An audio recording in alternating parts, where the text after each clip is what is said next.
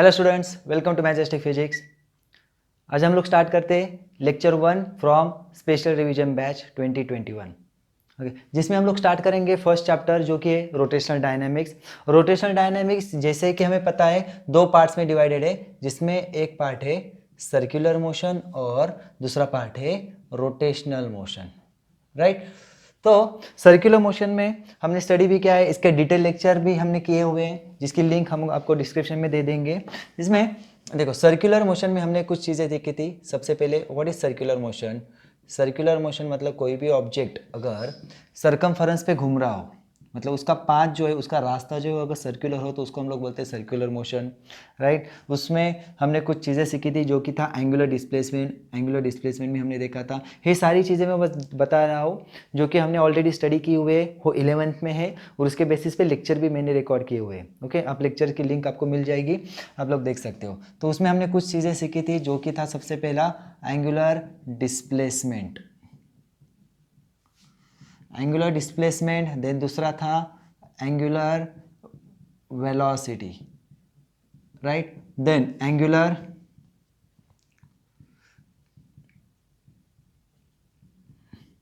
Acceleration. Okay, ये सारी basic चीज़ें हमने देखी थी। इसके बाद में हमें ये भी देखा था कि relation between angular displacement and linear displacement, मतलब ये एंगुलर डिस्प्लेसमेंट है, ये लीनियर डिस्प्लेसमेंट है, इनके बीच का रिलेशन भी हमने देखा था। This is S, this is theta.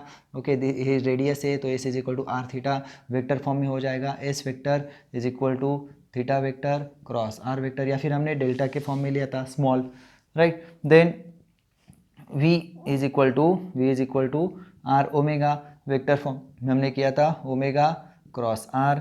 Then acceleration a is equal to R alpha, इसको भी हमने किया था a is equal to alpha cross are.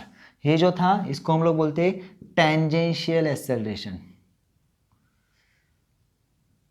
इसको हम लोग बोलते हैं टेंजेंशियल एक्सेलरेशन। ये सारा पार्ट जो है वो 11th का है, जिसका लेक्चर हमारे पास ऑलरेडी है। ओके, देन अभी इस चैप्टर में जो सबसे इम्पोर्टेंट टॉपिक है, ओके, ये फॉर्मूले हमने ध्यान में देने हैं। फॉर्मूले फिर से एक बार लिख के देता हूँ मैं। v is equal to R omega, then a is equal to R alpha, then ये जो है tangential acceleration, then centripetal acceleration या फिर उसको हम लोग रेडियल एक्सेलरेशन भी बोलते हैं, वो भी हमने किया हुआ है, वो है v स्क्वायर अपॉन आर। ये सारी चीज़ें हमने सीखी हुई है, राइट। ये सारा 11th में हमने स्टडी किया था। Then circular angular velocity, angular displacement, इनकी डायरेक्शंस भी हमने देखी थी। ओके, तो अभी इस चैप्टर में मतलब 12th में हमें क्या क्या देखना है। तो सबसे पहला पार्ट है हमारा सेंट्रीपिटल फोर्स।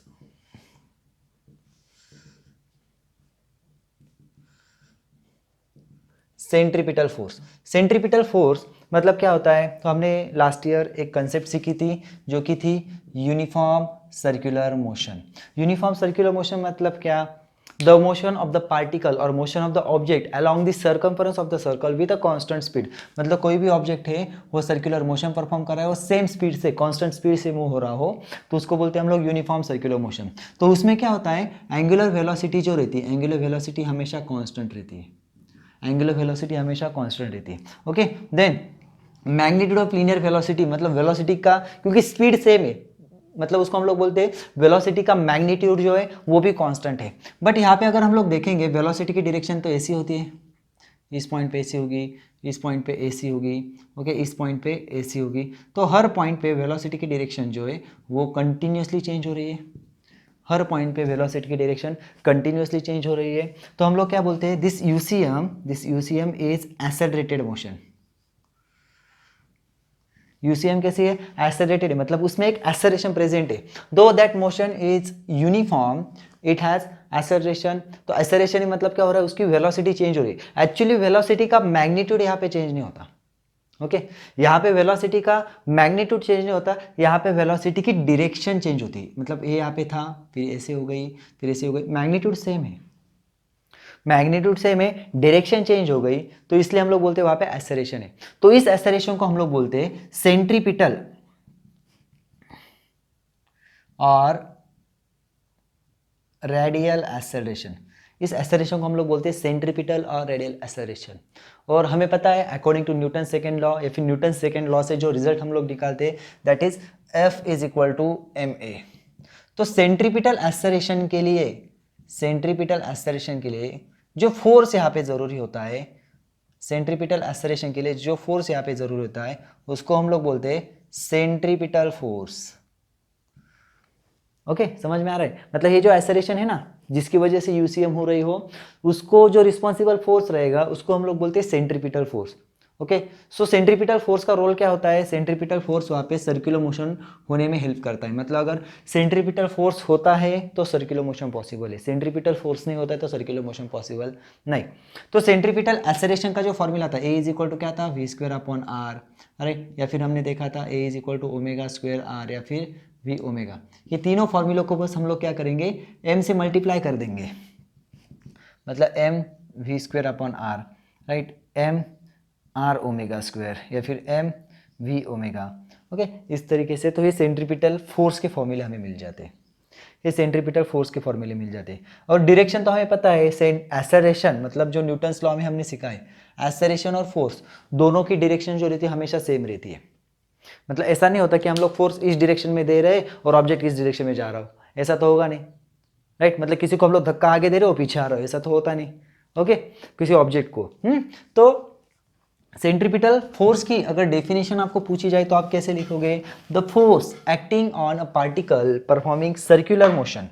कोई भी ऑब्जेक्ट अगर सर्कुलर मोशन परफॉर्म कर रहा हो तो उस पर एक फोर्स रहता है which is acting on a particle performing circular motion which acts along the radius and towards the centre. मतलब ये सर्कुलर पाथ है, इस पर वो ऑब्जेक्ट घूम रहा है।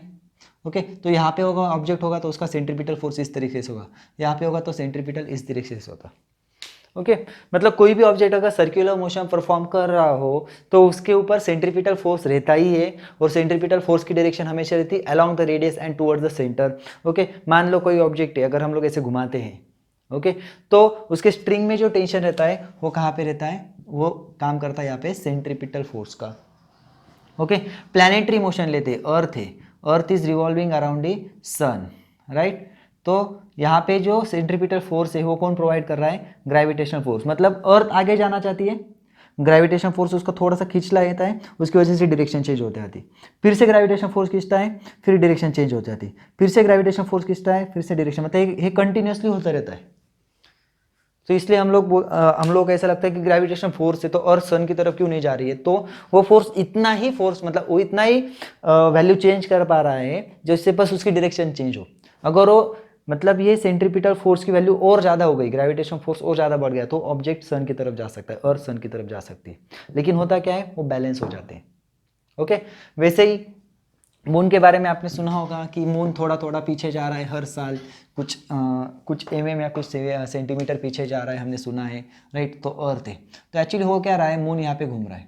ओके, तो मून ऐसे जा रहा है तो सेंट्रीपिटल फोर्स मतलब ग्रेविटेशनल फोर्स जो अर्थ का हो, इसे उसकी अर्थ की तरफ खींचने की कोशिश कर रहा है। जो इस आगे जाने वाला जो फोर्स या फिर आगे जाने का जो उसका इनर्शिया है, उसको ये फोर्स थोड़ा सा कम पड़ रहा है, तुम थोड़ा सा, तो उसकी वजह से वो थोड़ा सा उसका जो डिस्टेंस है अर्थ और मून के बीच का जो डिस्टेंस है वो थोड़ा थोड़ा बढ़ रहा है। वो एग्जैक्टली बैलेंस होता है तो कभी नहीं बढ़ता है। ओके, तो इसलिए बोलते हैं कुछ बिलियन ईयर्स के बाद, मिलियन या बिलियन ईयर्स के बाद मून जो रहेगा वो हमारे पास रहेगा ही नहीं, अर्थ से वो दूर चला जाएगा, ऐसे कुछ। तो ओके, आप लोग देख सकते हो थियरी।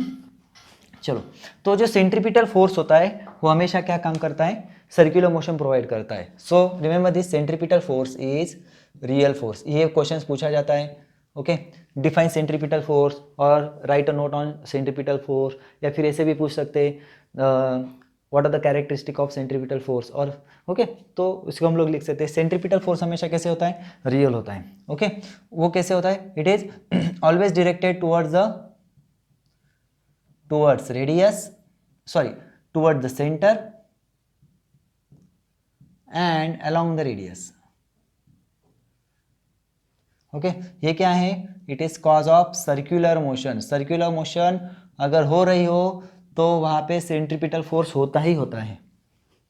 ओके, देन यहाँ पे क्या बोलता है? अराइज इन, या फिर वो जो रहता है inertial frame, inertial frame of reference में हमें मिलता है। इनर्शियल फ्रेम ऑफ रेफरेंस पता होगी आपको, राइट?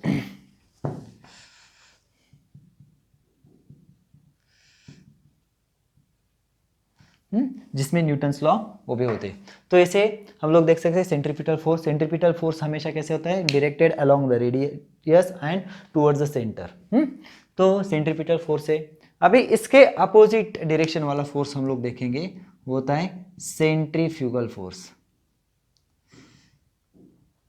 अभी सेंट्रीफ्यूगल फोर्स जो रहता है, सेंट्रीफ्यूगल फोर्स के फॉर्मूले सेम है, ध्यान में रखना है।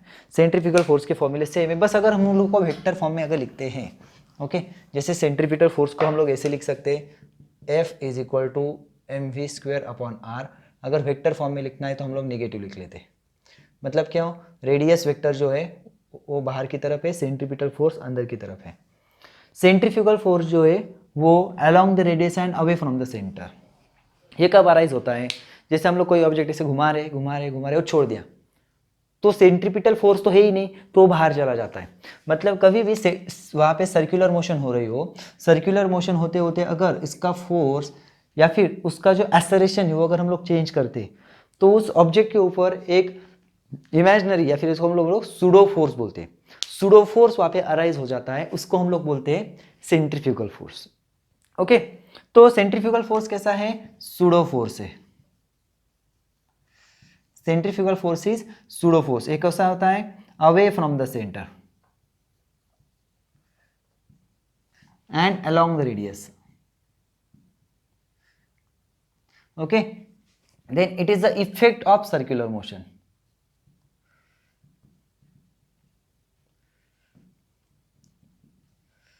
Effect of circular motion. और ये कैसे होता है, non inertial frame of reference में अराइज होता है।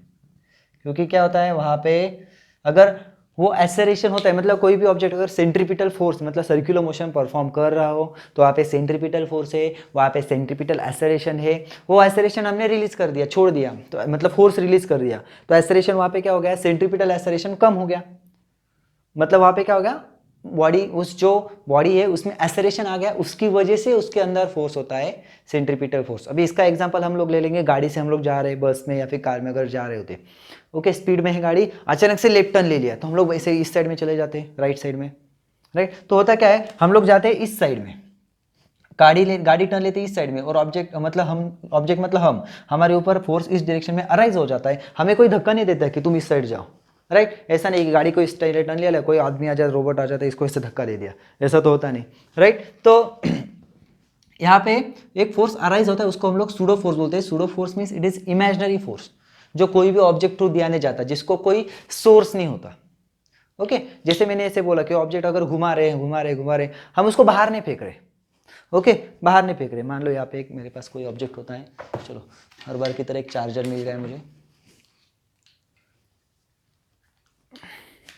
देखो ये ऑब्जेक्ट है, इसको हम लोग ऐसे घुमा रहे, इसको अगर मैंने छोड़ दिया, अभी छोड़ूंगा नहीं, ओके, उसको छोड़ दिया, तो ये कैसे अंदर आएगा, नहीं, घुमाते घुमाते अगर मैंने अचानक से उसको छोड़ दिया, तो क्या होगा, ये बाहर चला जाएगा। ओके, ये बाहर चला जाएगा, मतलब इसके ऊपर कौन सा फोर्स अराइज होगा, centrifugal force. Okay, centrifugal force के फॉर्मूले सेम होते हैं, F is equal to mv²/r, then mr omega square and then mv omega. बस उसको अगर वेक्टर फॉर्म में लिखना हो तो हम लोग डायरेक्ट लिख सकते हैं mv²/r into V cap. Positive लिखेंगे, निगेटिव नहीं लिखेंगे। पॉजिटिव क्यों, क्योंकि रेडियस वेक्टर रहता है आउटवर्ड, सेंट्रीफ्यूगल फोर्स भी है आउटवर्ड, और सेंट्रीपिटल अंदर रहता है, तो देखो ये हो गया सेंट्रीपिटल, ये हो गया centrifugal. CP mean centripetal, CF mean centrifugal, ऐसे होता है। ओके, अभी बहुत सारे लोगों को ऐसा भी लगता है कि ये दोनों फोर्सेस एक दूसरे को बैलेंस करते हैं, तो एक दूसरे बैलेंस नहीं करते। सेंट्रीपिटल फोर्स जब नहीं होता है तब सेंट्रीफ्यूगल फोर्स आता है, या फिर सेंट्रीपिटल फोर्स जब चेंज होता है तो सेंट्रीफ्यूगल फोर्स अराइज होता है, ध्यान में रखिए।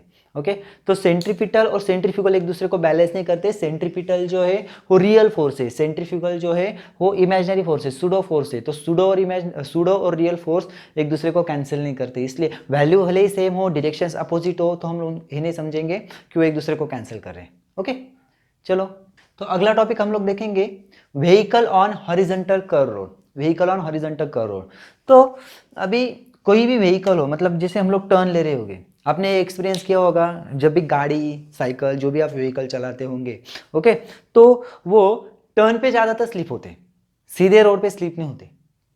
कभी कभी हो जाते हैं, ओके, लेकिन ज़्यादातर जो रेशो है वो टर्न पे स्लिप होता है। टर्न पे क्यों टर्न ले रहे हैं, मतलब हम लोग क्या हो रहे हैं, देखो ये टर्न है, तो टर्न मतलब क्या, एक ऐसे बड़ा सा सर्कल का एक पार्ट है जो मन रोड इतना ही है, इसके बाद में सीधा जा रहा है, नो प्रॉब्लम।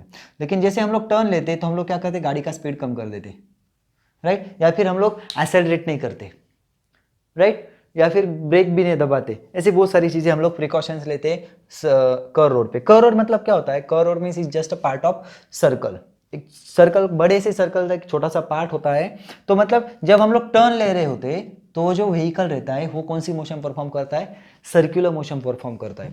तो अगर सर्कुलर मोशन परफॉर्म हो रही हो तो उसका मतलब वहां पे क्या होता है, क्या चाहिए, सेंट्रीपिटल फोर्स, राइट। मतलब कोई भी व्हीकल अगर ऐसे जा रहा हो, राइट, कोई भी व्हीकल अगर ऐसे जा रहा हो, ये लेफ्ट टर्न ले रहा है, तो इसका मतलब इसको यहाँ पे एक फोर्स प्रोवाइड करना पड़ेगा, जो कि उसको बोलेंगे हम लोग centripetal force. CPM means centripetal force, okay. तो सेंट्रीपिटल फोर्स यहाँ पे कौन प्रोवाइड करता है, देखो चलो हम लोग एक कुछ टर्म्स लेते हैं यहाँ पे।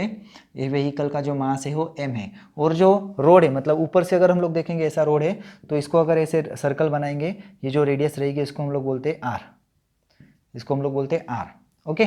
तो यहाँ पे सेंट्रीपिटल फोर्स जो रहता है, सेंट्रीपिटल फोर्स कौन प्रोवाइड करेगा, centripetal force is provided bye frictional force, या फिर हम लोग बोलते हैं force of frictional, force of friction, right. So centripetal force का फॉर्मूला क्या होता है, mv²/r। Friction force horizontal surface पे, एक्चुअली फ्रिक्शन फोर्स का फॉर्मूला जो होता है वो होता है μn, ओके, μn।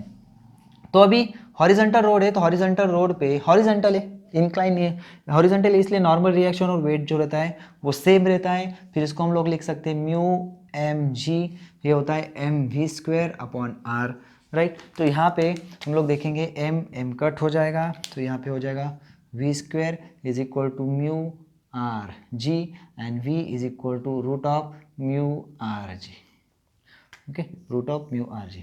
मतलब कोई भी व्हीकल या फिर कोई भी ऑब्जेक्ट अगर सर्कुलर पाथ में मूव हो रहा हो और उसका जो सेंट्रीपिटल फोर्स है वो फ्रिक्शनल फोर्स के बेस पे हो, ओके, मतलब फ्रिक्शनल फोर्स है वो उसको सेंट्रीपिटल फोर्स अगर प्रोवाइड कर रहा हो, तो उस वक्त उसकी जो रिवॉल्यूशन स्पीड रहेगी, मतलब उसकी जो मूविंग स्पीड रहेगी, that must be less than this speed root of μrg।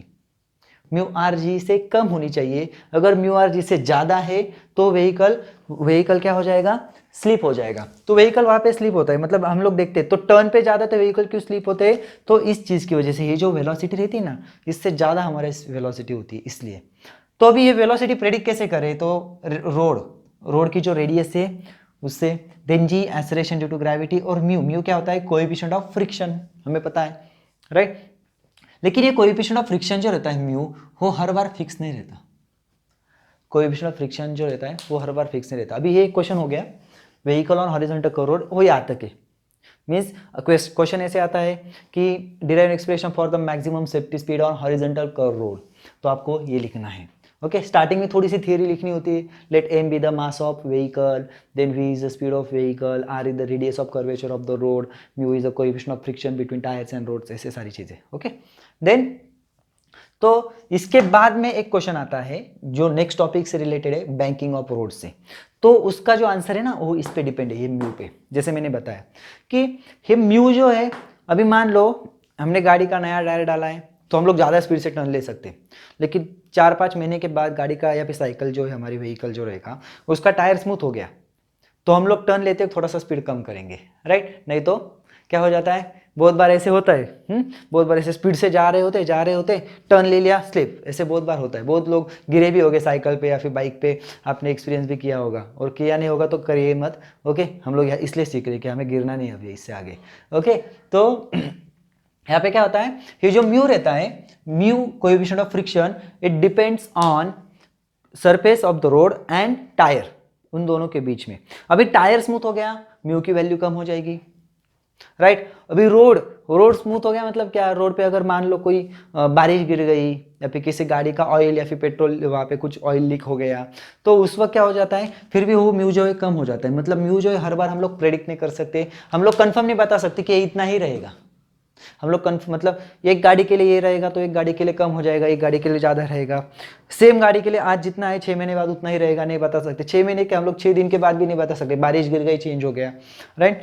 तो ऐसे अलग अलग कंडीशन की वजह से ये म्यू जो है वो चेंज हो जाता है। तो ये जो वेलोसिटी है हम लोग प्रेडिक्ट नहीं कर सकते। ये सेफ्टी स्पीड हम लोग वहाँ पे साइन बोर्ड जो रहते हैं, मतलब हम लोग गवर्नमेंट के जो बोर्ड्स रहते हैं वहाँ पे हम सेफ्टी स्पीड लिखा रहता है बहुत सारे पहाड़ी एरिया में, राइट। तो इसलिए तो ये इससे नहीं लिखा जाता, वो अगले टॉपिक से लिखा जाता है। तो क्या है कि इस रोड को, ये जो रोड रहता है इसको थोड़ा सा टेढ़ा किया जाता है। This road is incline, means उसका आउटर सरफेस जो है वो थोड़ा सा रेज किया जाता है। This outer edge of the road is raise by some angle, inner edge वहीं पे, मतलब लेफ्ट साइड में टर्न है तो राइट साइड की एज बढ़ा देंगे, अगर राइट साइड का टर्न है तो लेफ्ट साइड की एज थोड़ी सी ऊपर कर लेंगे राइट की। ऐसे आप हमने पहाड़ी एरिया में जनरली रास्ते ऐसे देखे होंगे, इससे सीधा नहीं होता है, थोड़ा सा टेढ़ा होता है, राइट, टेढ़ा होता है। टर्न पे रास्ते थोड़े से टेढ़े होते हैं, तो इसलिए क्योंकि यहाँ पे थोड़ा सा चेंज हो जाता है, ये जो सेफ्टी स्पीड है ये थोड़ी बढ़ जाती है। मतलब फ्रिक्शन थोड़ा कम भी हो तो भी चलेगा, लेकिन एक सेफ्टी स्पीड, सेफ्टी फोर्स वहाँ पे हमें मिल जाता है, जिसकी वजह से व्हीकल थोड़ा ज़्यादा स्पीड से ट्रैवल कर सकता है। चलो फिर हम लोग वो डेरिवेशन देखते हैं अभी। सो व्हीकल ऑन, टॉपिक को भी चेंज कर देते हैं, टॉपिक को भी चेंज कर लेते हैं, इस बैंक कर्व रोड। ओके, इसको हम लोग बोलेंगे हॉरिजॉन्टल नहीं, यहाँ पे होगा बैंक कर्व रोड। ओके, इसको बोलेंगे बैंक कर्व रोड। तो बैंक कर्व रोड में ऐसा क्या होता है जिसकी वजह से, बैंक कर्व रोड में ऐसा क्या होता है जिसकी वजह से व्हीकल जो है एकदम आराम से चला जाता है, बिना स्लिप हुए चला जाता है। चलो फिर हम लोग उसको हम लोग आंसर देखेंगे। तो सबसे पहले डायग्राम निकालता हूँ मैं, कोई भी व्हीकल अगर हम लोग लिखते हैं तो ये थोड़ा ज़्यादा हो गया, इतना नहीं टेढ़ा किया जाता, नहीं तो ऐसे ही गिर जाएगा वो। ओके, तो ये व्हीकल है मान लो हमारा। ओके, तो व्हीकल के ऊपर अभी यहाँ पे कौन से फोर्सेस रहेंगे? यस, कौन से फोर्सेस रहेंगे? सबसे पहले रहेगा इसके ऊपर वेट। ओके, अगर कोई ऑब्जेक्ट सरफेस के पे, यहाँ पे इसके चक्के भी हो गए, मेरी ड्राइंग अच्छी नहीं। ओके, तो यहाँ पे नॉर्मल रिएक्शन रहेगी, और तीसरा एक फोर्स रहेगा जो कि रहेगा इस यहाँ पे रहेगा, लेकिन हम लोग यहाँ पे दिखा सकते हैं, एक्चुअली वो यहाँ पे रहेगा, राइट। इसको हम लोग यहाँ पे दिखा सकते हैं, वो होता है फ्रिक्शनल फोर्स, और फिर या फिर हम लोग उसको बोलते हैं फोर्स ऑफ फ्रिक्शन। अभी हम लोग क्या करेंगे, इन फोर्सेस को स्प्लिट करेंगे, रिजॉल्व करेंगे, मतलब कौन सा फोर्स किसको क्या कर रहा है, कौन सा फोर्स सेंट्रीपिटल फोर्स में पार्टिसिपेट ले रहा है, कौन सा फोर्स उस व्हीकल को स्टेडी रख रहा है, ये सारे हम लोग देखेंगे। चलो, तो हम लोग क्या करेंगे, नॉर्मल रिएक्शन को, या फिर हम लोग फ्री बॉडी डायग्राम निकाल लेते हैं। ये थीटा है, इसको बोलते हैं एंगल ऑफ बैंकिंग। ओके, तो चलो हम लोग यहाँ पे निकाल लेते हैं, इसको बोलते हैं free body diagram. Free body diagram मतलब जिसमें बॉडी नहीं होती। अगर ये थीटा है तो ये भी थीटा आएगा, ये भी थीटा आएगा, ये भी थीटा आएगा, ये ज्योमेट्री आपको पता होगी। ओके, चलो, तो ये हो गया हमारा वेट, ये हो गया वेट। तो इसको हम लोग लिखते हैं नॉर्मल रिएक्शन। तो नॉर्मल रिएक्शन मतलब ये और ये। ओके, ये होता है हमारा फ्रिक्शनल फोर्स, तो इस फ्रिक्शनल फोर्स को भी हम लोग स्प्लिट करेंगे। ओके, नॉर्मल रिएक्शन हो जाएगा यहाँ पे एन कॉस थीटा, यहाँ पे हो जाएगा एन साइन थीटा। ओके, यहाँ पे हो जाएगा एफ कॉस थीटा, और ये हो जाएगा एफ साइन थीटा। अभी होता क्या है, चलो अभी ये जो फ्री बॉडी डायग्राम है इसको हम लोग एनालिसिस करेंगे, और जो इक्वल एंड अपोजिट फोर्सेस है वो एक दूसरे को बैलेंस कर रहे हैं। अभी N cos theta, F sign theta, M G एक दूसरे को कैंसिल करे, तो हम लोग ऐसे लिख सकते हैं N cos theta is equal to F sign theta plus M G, right. इसका मतलब हम लोग यहाँ पे क्या लिख सकते हैं, so M G is equal to N cos theta minus F sign theta, right. इसको बोलेंगे हम लोग इक्वेशन नंबर 1। अभी यहाँ पे अगर हम लोग देखेंगे, ये तो हो गया एन कॉस थीटा, ये हो गया। अभी क्या होगा, ये एन का ये इतना पार्ट चला गया, अभी एन का ये जो पार्ट है एन साइन थीटा, और एफ का एक पार्ट चला गया, एक पार्ट है एन साइन थीटा और एफ कॉस थीटा। ये दोनों यहाँ पे क्या काम कर रहे हैं, ये दोनों यहाँ पे सेंट्रीपिटल फोर्स प्रोवाइड कर रहे हैं, मतलब वो कर्व रोड है ना, तो कर्व रोड पे सेंट्रीपिटल फोर्स कौन प्रोवाइड करेगा, ये दोनों यहाँ पे करेंगे। ओके, तो यहाँ पे क्या हो जाएगा, चलो फिर हम लोग देखते हैं। Centripetal force is provided by F cos theta plus N sine theta, right. इसको हम लोग बोलेंगे इक्वेशन नंबर 2। अभी हम लोग क्या करेंगे, इक्वेशन 2 बाय इक्वेशन 1। तो यहाँ पे हमारा आ जाएगा mv² divided by mg is equal to f cos theta plus n sine theta divided by n cos theta minus f sine theta, right. तो यहाँ पे अगर हम लोग देख सकते हैं m कैंसिल हो जाएगा, तो यहाँ पे हो जाएगा v²/rg is equal to f cos theta plus n sine theta divided by n cos theta minus f sine theta, right. अभी हम लोग क्या करेंगे, यहाँ पे ये जो टर्म दिख रहे हैं n cos थीटा से हर न्यूमरेटर डिनोमिनेटर को हम लोग डिवाइड करेंगे। n cos थीटा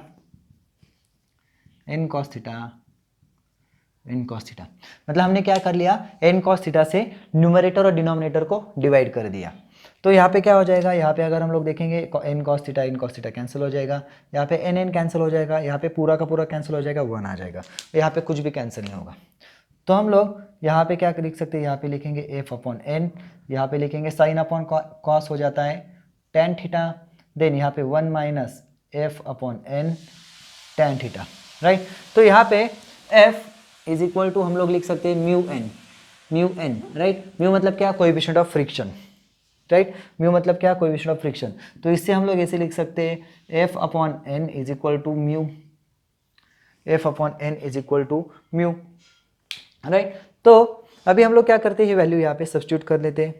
तो यहाँ पे हो जाएगा v²/rg is equal to mu plus tan theta upon 1 minus mu tan theta. यहाँ पे देखो f/n को हमने म्यू सब्स्टिट्यूट कर दिया। अभी हमें क्या करना है, v² is equal to rg mu plus tan theta upon 1 minus mu tan theta. तो हमें क्या करना है, यहाँ पे v निकालना है, तो v हो जाएगा √rg u plus tan theta upon 1 minus mu tan theta, right. तो ये हो गया हमारा formula for maximum safety speed on banker road. लेकिन यहाँ पे अगर हम लोग देखेंगे, यहाँ पे फिर से म्यू दिख रहा है, तो म्यू दिख रहा है मतलब फिर से ये जो वेलोसिटी है हम लोग प्रेडिक्ट नहीं कर सकते, राइट। हर व्हीकल के लिए सेम नहीं रख सकते। तो हम लोग क्या करेंगे, म्यू जो है वो मिनिमम कर देंगे। मिनिमम मतलब कितना हो जाएगा, ऑलमोस्ट 0। तो इसको हम लोग 0 पुट कर देते, ओके। एग्जैक्ट 0 पे तो हम लोग अचीव नहीं कर सकते, हमें पता है फ्रिक्शन एकदम 0 तो होगा नहीं, थोड़ा सा तो वहाँ पे रहेगा। लेकिन हम लोग करते हैं कि मिनिमम है, मिनिमम है, तो भी इसकी वैल्यू क्या हो जाएगी, v इज इक्वल टू, तो यहाँ पे हो जाएगी rg 0 plus tan theta upon 1 minus 0। तो मतलब v इज इक्वल टू हो जाएगा √rg tan थीटा। ये हो गया हमारा ऑप्टिमम स्पीड, इसको बोलते हैं हम लोग ऑप्टिमम स्पीड, ओके। ये बहुत ही इंपॉर्टेंट डेरिवेशन है, बहुत बार एग्जाम में आ चुका है, आप लोग देख सकते हो। देखो, तो यहाँ पे हमने क्या किया, 2 तरीके की स्पीड निकाली, एक मैक्सिमम और एक ऑप्टिमम।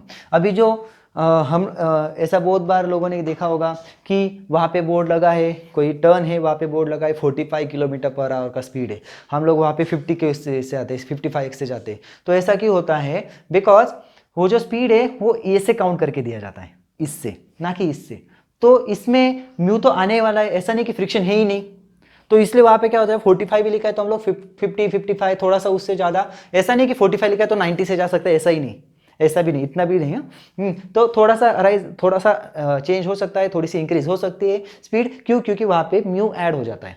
ये अगर स्पीड देखेंगे हम लोग, नहीं इसमें कोई भी व्हीकल का मास नहीं लिखा, ना ही यहाँ पे ना ही यहाँ पे, मतलब जो स्पीड है, सेफ्टी स्पीड है, that is same for all type of vehicles. मतलब ऐसा नहीं है कि कार के लिए अलग, ट्रक के लिए अलग, ओके, वो कंटेनर रहते बड़े से उनके लिए अलग, ऐसा कुछ नहीं, सबके लिए स्पीड कैसा रहेगा, सेम। मतलब यहाँ पे हम लोग ये भी लिख सकते हैं कि it is independent of mass, या फिर does not depend on mass of vehicle, mass of vehicle पे डिपेंड नहीं है। तो ये बहुत इंपॉर्टेंट डेरिवेशन है, आपने अच्छे से देखना है। आप लोग लिख सकते हो।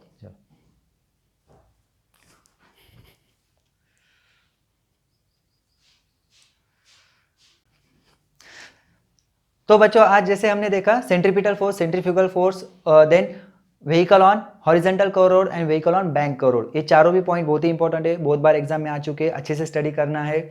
आपको कोई भी डाउट रहता है तो आप हमारे सोशल मीडिया लिंक्स पे कनेक्ट हो सकते हो, सारे डिटेल्स आपको नीचे दिए गए हैं, टेलीग्राम हो या फिर हमारी वेबसाइट है, इंस्टा है, सारे मीडिया से आप लोग हमसे जुड़ सकते हो। ओके, डे स्टडी करते रहिए, मिलते हैं हम लोग नेक्स्ट लेक्चर में, तब तक के लिए बाय बाय, टेक केयर।